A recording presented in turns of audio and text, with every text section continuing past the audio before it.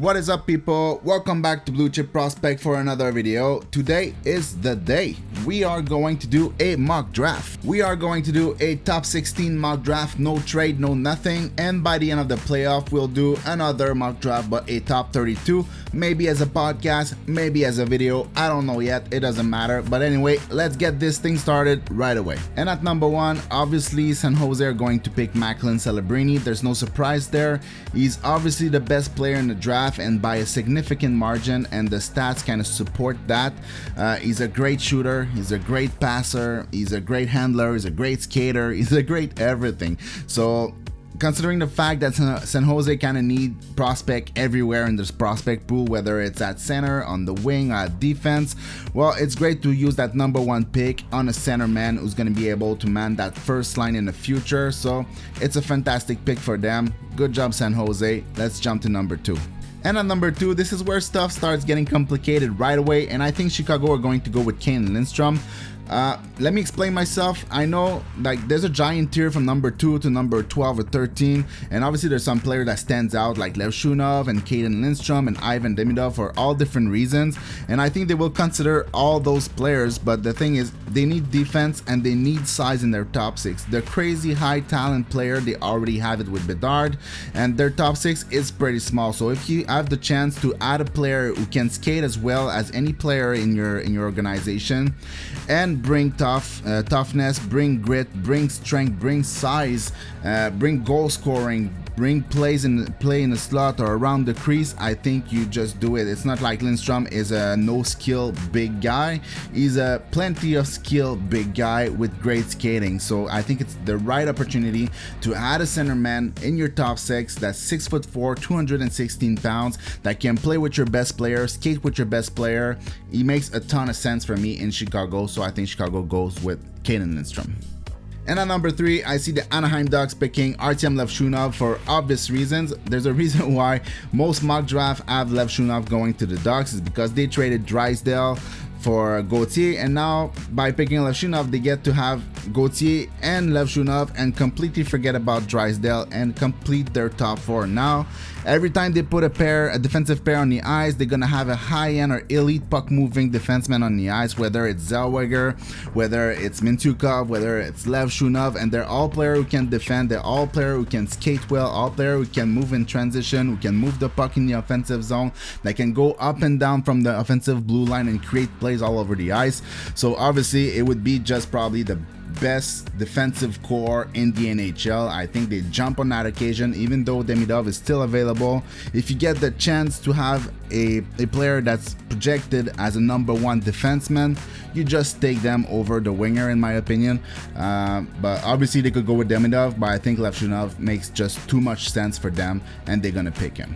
And at number 4, the Columbus Blue Jackets pick Anton Silayev, and the Blue Jackets is just a team filled with question marks. Like, is Ken Johnson going to become the player we once thought he was going to be? Is Cole Sillinger going to be more than a 30-point player?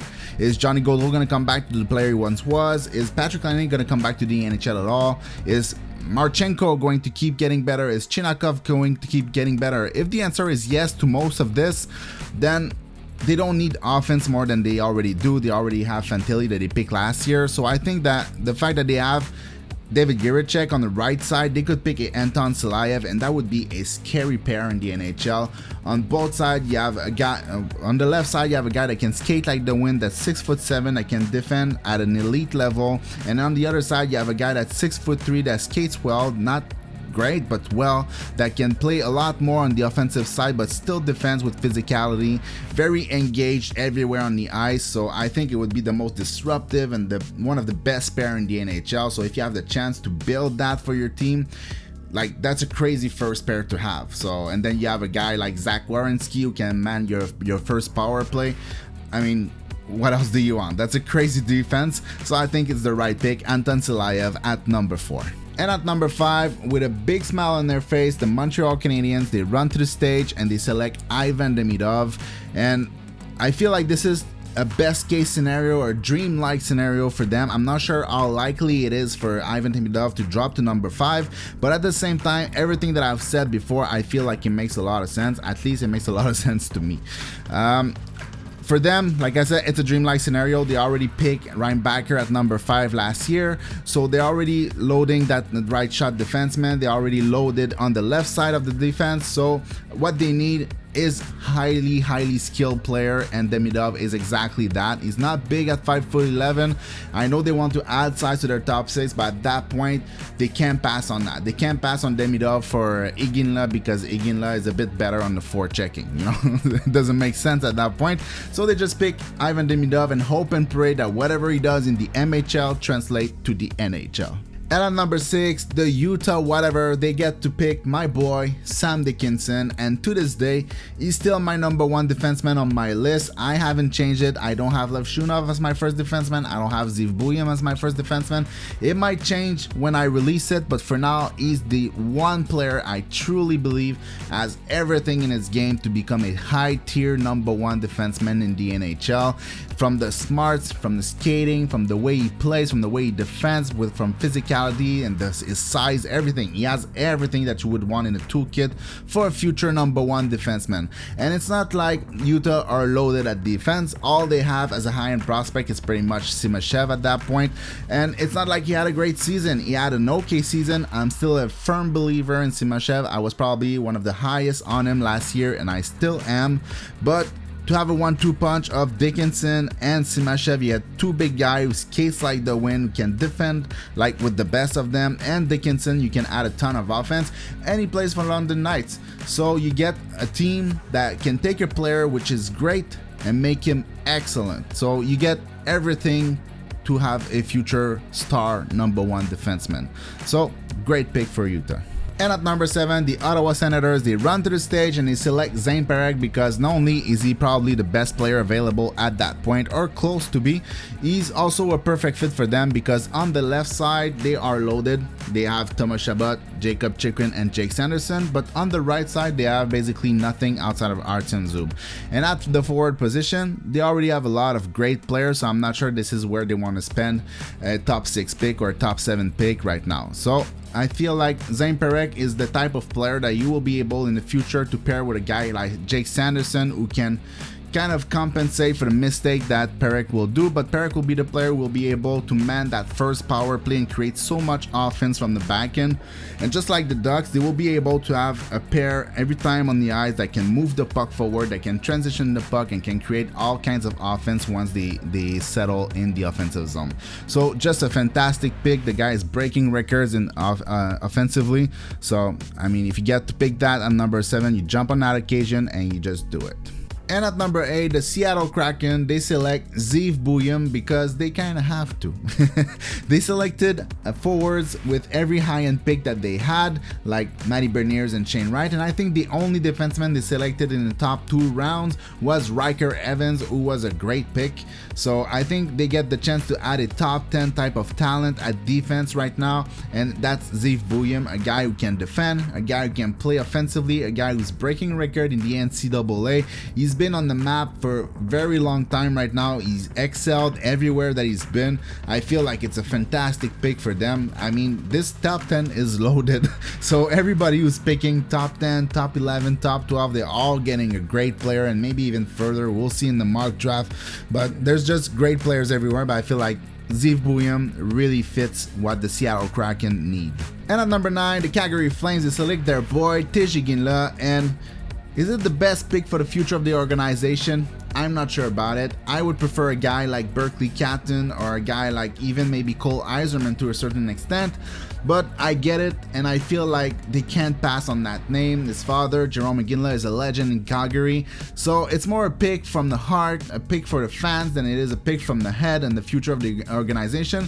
But it's not like the difference in tier or in talent between Berkly Catton or Cole Eiserman and Tij Iginla is that significant in my opinion. He's just not my favorite player at that position, but I also understand that if they had the choice between those 3 players, let's say Berkly Catton, Cole Eiserman, and Tij Iginla, I don't think they would pass on Tij Iginla at that point. He's just a perfect fit for them, and he gets to maybe live up to his father's name. And at number 10, the New Jersey Devils, they select Berkly Catton because at that point they have no choice but to select that player because he's just so good.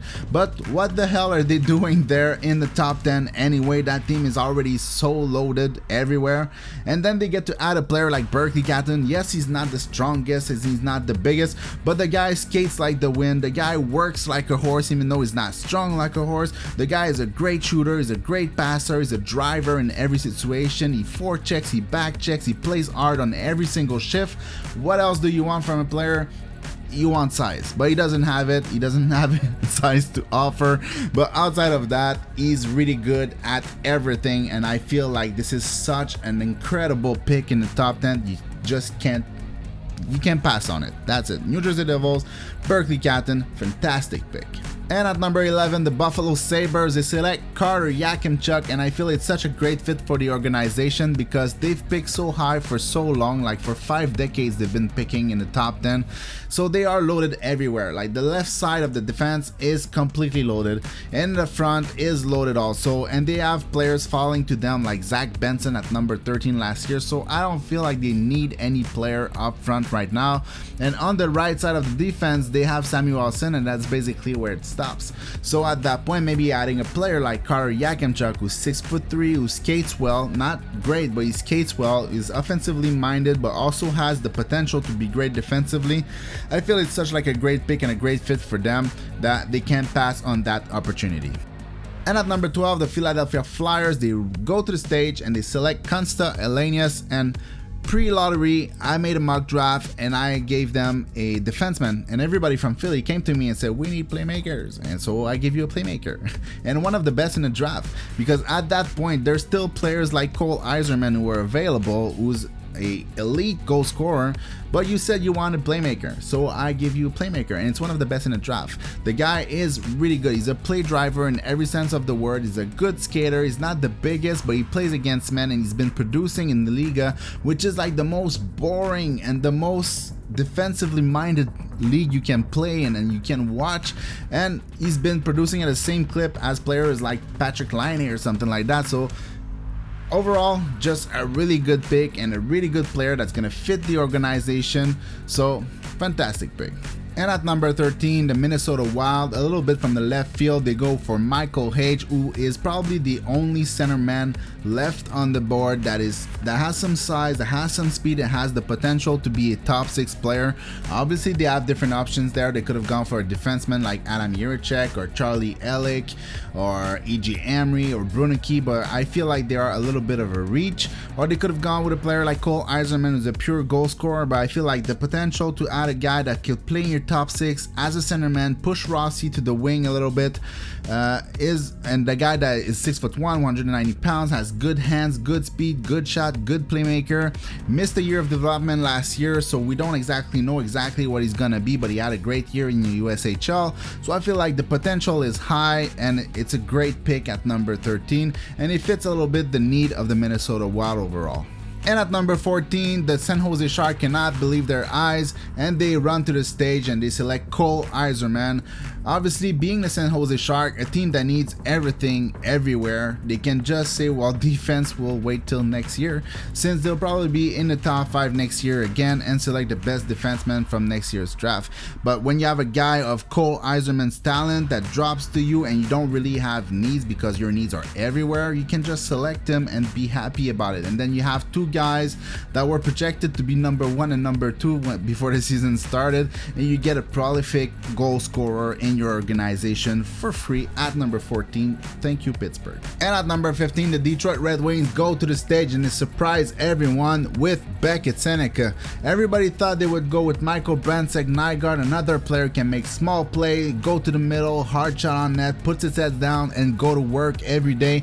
Just that Nate Danielson, Marco Kaspar type of player. player, but no, Eiserman was like, we need skills, and he got skills and size. Beckett Sennecke is a 6'3" guy who skates like the wind, who's super agile for his size. He can shoot the puck from the middle, or he can make plays from the middle. He has some of the best hands in the draft. He's just amazingly fun to watch, and what a pick that would be at number 15. There's even people who say that he's the pick for the Montreal Canadiens at number 5, which is a little bit scary to say the least, but nonetheless, a guy with high potential that is big with ton of skills. I feel like that's a great pick for Detroit. And at number 16, last but not least, the St. Louis Blues, they select Artyom Jiricek, and boy did that guy took me on a roller coaster these last few years. I went from thinking he was probably a top 5 pick to not thinking about him at all and completely forgetting about him, to now thinking he's a first half of the draft type of defenseman after watching a couple games of his recently. So to me, the way I see it is like Artyom Jiricek is like a lower end linebacker, the type of defenseman that's going to be rock solid defensively, that is very mobile, can spin off pressure easily, a guy that's going to be a rock solid transitional defenseman who can move the puck to the offense really well, but isn't going to be producing a ton of points at the NHL level. That's how I see linebacker, and that's how I see Artyom Jiricek, but I feel like maybe Artyom Jiricek is the lower end version of that type of defenseman, if you will. So overall, I feel like at 16, if you can get that type of player, you just jump on that occasion. I don't see who you could pick that has a higher potential or a higher value for a team than Artyom Jiricek at that point. So at 16, Artyom Jiricek to the St. Louis Blues. So there you go, guys. I hope you enjoyed. As always, thanks for watching. See you in the next one. Peace.